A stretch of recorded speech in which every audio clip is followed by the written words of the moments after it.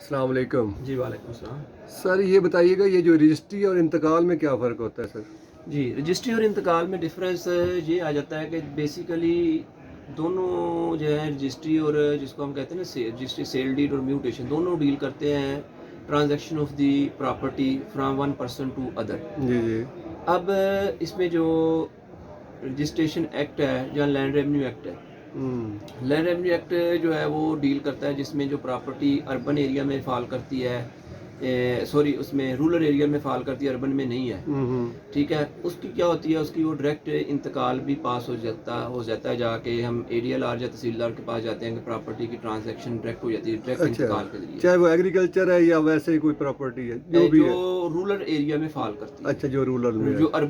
Urbanisation नहीं हुई, urban area के अच्छा। अंदर नहीं होती, ठीक है? हाँ, अगर जो अर्बन एरिया में प्रॉपर्टी फॉल करती है उसके लिए फिर जो रजिस्ट्रेशन एक्ट है जो बना है, इसके आगे जो रूल्स फ्रेम किए गए हैं, मैनुअल ऑफ रूल्स जो रजिस्ट्रेशन के, उसमें ये आ जाती है कि जो अर्बन एरिया की प्रॉपर्टी है उसकी डायरेक्ट इंतकाल नहीं होगा, उसकी सेल डीड पहले होगी, अच्छा। उसकी रजिस्ट्री जिसको हम कहते हैं, उसकी रजिस्ट्री होगी और रजिस्ट्री की आगे सब्सिक्वेंस में फिर वो रेवेन्यू डिपार्टमेंट वाले इंतकाल दर्ज करते हैं। अब जब डायरेक्ट इंतकाल होता है प्रॉपर्टी का, उसमें जो एडीएलआर है या नायब तहसीलदार है, तहसीलदार, उनके सामने दोनों पार्टीज को पेश होना जरूरी होता है, अच्छा। बेचने वाले को भी, खरीदने वालों को भी और दोनों गवाहान को भी। अच्छा। जब रजिस्ट्री की बेस पे आगे इंतकाल दर्ज होता है फिर वो सिर्फ उन्होंने रजिस्ट्री का हवाला डाल के इंतकाल दर्ज कर देना होता है। अच्छा। और जो रजिस्ट्री है उसके लिए जो रजिस्ट्रिंग ऑफिसर है, रजिस्ट्रेशन ऑफिसर है, सब रजिस्ट्रार, उसके सामने दोनों पार्टीज और गवाह को पेश होना जरूरी होता है, ठीक है? अच्छा। बेसिकली ये डिफरेंस उन्होंने दिया है इसमें अर्बन एरिया का और रूरल एरिया का। अच्छा। और दोनों जो हैं वो ट्रांजैक्शन ऑफ प्रॉपर्टी के लिए होते हैं और इनके पीछे एक ओरिजिनल ट्रांजैक्शन जो है ये होना ज़रूरी है। कल को कोई भी अगर इस तरह की ट्रांजैक्शन बाय मींस ऑफ